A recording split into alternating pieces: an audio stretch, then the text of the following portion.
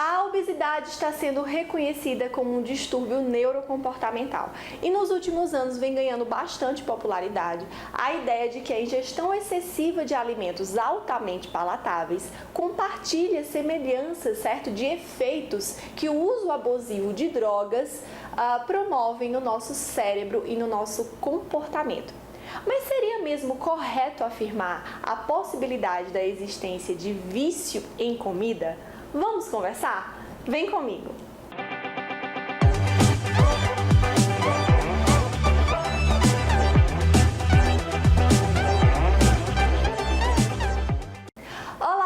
Seja muito bem-vindo ao meu canal. O assunto de hoje é bastante polêmico, por isso eu gostaria de lhe convidar para ficar comigo até o final desse vídeo, para que você possa ter conteúdo suficiente para tomar as suas próprias conclusões acerca desse assunto tão controverso, tá certo?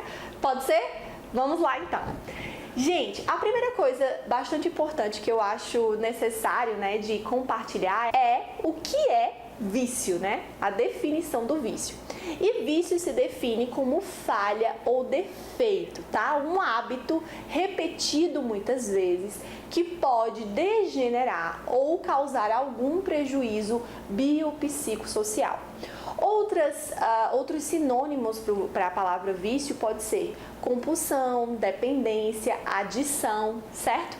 Dito esta primeira coisa importante, vamos à segunda coisa importante, que são os critérios que a comunidade científica coloca para que uma substância seja classificada como passível de gerar vício ou dependência, certo? É preciso que ela se encaixe em pelo menos 3 desses 7 critérios que eu vou falar aqui para vocês, para ser classificada como viciante ou possível de gerar dependência, tá bom? Então vamos lá, o primeiro critério é a tolerância, ou seja, é preciso que o indivíduo faça uma ingestão cada vez maior dessa substância para ter os mesmos efeitos, tá? O segundo critério é a abstinência, ou seja, o indivíduo entra em crise uma vez que não tenha contato com a substância, e isso gera mudanças muito bruscas do seu comportamento. O terceiro critério é o indivíduo usar uma quantidade maior por mais tempo do que ele pretendia, tá? O quarto critério é o desejo persistente pela substância ou uma incapacidade de reduzir ou de controlar o consumo dela, tá bom? O quinto critério é quando o indivíduo gasta muito tempo procurando ou consumindo a substância, ou mesmo se recuperando, certo, dos efeitos que ela pode promover. O sexto critério é quando usar a substância interfere nas atividades do dia a dia do indivíduo, certo? Ele não consegue desempenhar suas atividades como de rotina, tá bom? E o sétimo e último critério é quando o indivíduo usa a substância de forma contínua, mesmo sabendo, entendendo os seus efeitos adversos, tá bom?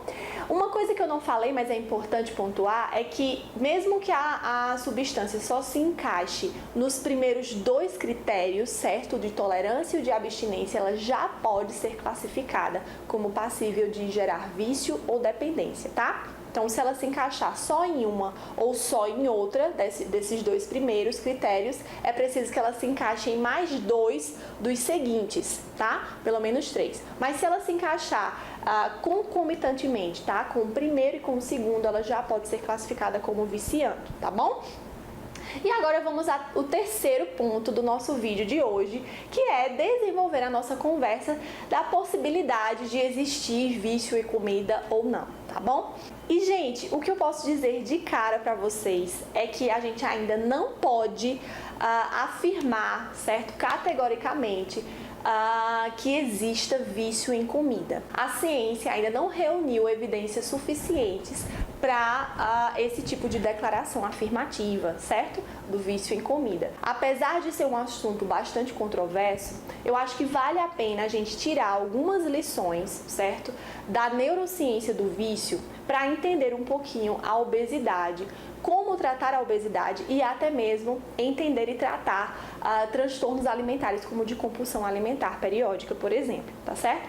Então, eu gostaria de conversar com vocês sobre os 2 principais pontos que justificam, a possibilidade de haver vício em comida. A primeira coisa é que alguns mecanismos cerebrais justificam, certo, a correlação da dependência por drogas e do comer excessivo.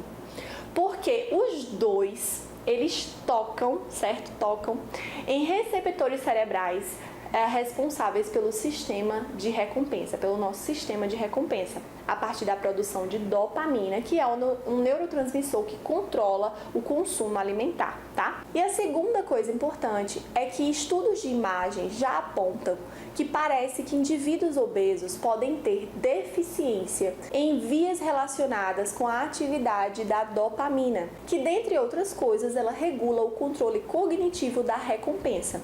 Então, é como se esses indivíduos, né, os indivíduos obesos, não conseguissem chegar no ponto de satisfação do prazer, satisfação da necessidade, identificar esse ponto e perceber que é hora de parar, tá bom?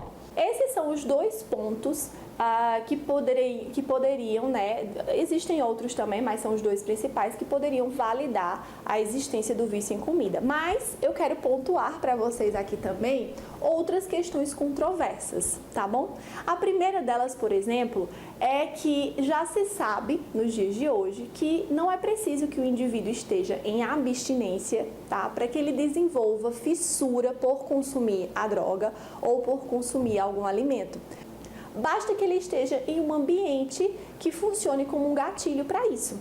Que ele possa ver a substância ou o alimento, cheirar, certo? E só isso já é suficiente para desenvolver nele o desejo por consumir. E ele não precisa necessariamente estar em abstinência, tá? Para que isso aconteça. A segunda questão controversa sobre o assunto é que no ano passado, em 2018, no mês de abril, saiu a primeira revisão sistemática que avaliou estudos que examinaram a construção mental da dependência tanto em humanos quanto em ratos. A questão é que dos 52 estudos avaliados, 47 conseguiram identificar essa correlação, tá? Afirmaram essa correlação. Só que a maioria deles foi feito com ratos. E como a gente sabe, o ser humano ele desenvolve um relacionamento com a comida que pode não ser muito bem replicado, né, de forma muito similar com animais. Por isso existe um viés aí nessa questão, tá?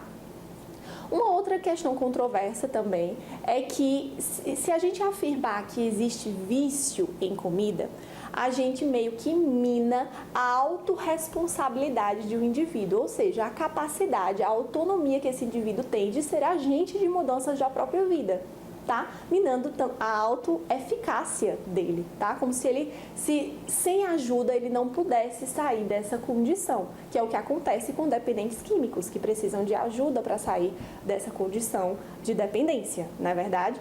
Então, se a gente fala de vício em comida, é como se o indivíduo não pudesse fazer nada por ele mesmo, minando completamente sua autoeficácia, tá certo? E uma última questão controversa que eu gostaria de compartilhar com vocês, existem outras também, mas essas são pelo menos algumas bases para você refletir sobre o assunto, é que, assim, gente, é adequado, certo? É saudável, é o correto a gente afirmar que não é preciso utilizar drogas ilícitas, né? É saudável isso, é o esperado. A gente não precisa ter contato com esse tipo de substância para viver. Mas quando a gente afirma que existe vício em comida, é delicado, porque uma vez que o ser humano desenvolve um relacionamento com a comida, primeiro ponto, né? E ele tem que conviver com a comida diariamente, né? Uma vez que a gente precisa dela para sobreviver, é complicado dizer que ela possa desenvolver em nós vício, tá? Uma vez que é preciso que a gente desenvolva contato com ela diariamente, tá bom? E já com a substância química, com uma droga, a gente não precisa nem ter contato com esse tipo de substância, tá certo? Mas independente desses prós e desses contras, tá certo? Parece que hoje a gente já pode afirmar a existência de um comportamento alimentar viciante. E é bom enfatizar isso, assim como os pesquisadores enfatizam, de não colocar a questão como vício em comida, mas como um comportamento alimentar viciado, para que não haja essa ambiguidade a partir do fenômeno da substância química, certo? Que a substância química pode trazer para o organismo humano, né? A capacidade de gerar dependência. Então, hoje já se fala sobre a possibilidade da existência real, né, de um comportamento alimentar viciado, principalmente se esses alimentos, né, se o comportamento alimentar viciado está geralmente relacionado com alimentos muito processados, certo? Ultraprocessados, na verdade, carboidratos refinados, como açúcar, farinha branca e alimentos gordurosos, tá bom? Gente, como vocês puderam perceber, essa neurobiologia do apetite é bastante complexa, né? Existem muitos aspectos a serem considerados: emocionais, cognitivos, comportamentais, neuroquímica, né? A química do nosso cérebro. Estruturas do nosso cérebro precisam ser observadas, avaliadas a partir do estímulo que o alimento possa trazer ou não. Enfim, são muitas questões, mas eu não poderia chegar aqui para vocês e dizer: não existe vício em comida, existe vício em comida. Vocês precisam saber por que sim, por que não, né? Porque talvez, para que possam construir o seu raciocínio a partir dessas questões, tá certo? Mas independente de tudo isso, eu acho que é imprescindível deixar essa mensagem nesse vídeo para vocês. Se você observa que o seu relacionamento com a comida é bastante complicado, que você tem um comportamento alimentar de se exceder com muita frequência, não são situações ocasionais, tá? Não são situações pontuais, é algo frequente, corriqueiro. Eu acho sim que é muito válido você usar dessas lições de dependência de drogas, né, para ajudar na luta contra a obesidade, contra compulsões alimentares, né, que são transtornos psiquiátricos, e procurar sim ajuda profissional que possa te ajudar, que possa te nortear, né, nesse caminho de volta, de fazer as pazes com a comida e de regular as suas emoções, tá certo? Então, se você se percebe assim, nesse relacionamento sofrido, conflitante com a comida, é importante sim você observar os pontos que a gente tratou aqui nesse vídeo e procurar ajuda profissional, tá certo? Eu espero que você tenha gostado desse vídeo. Se você gostou, curte, compartilha. Não deixe de se inscrever no canal para ficar sabendo sempre que tem vídeo novo por aqui, tá bom? Muito obrigada pela sua companhia. Beijo pra você e até semana que vem. Tchau, tchau!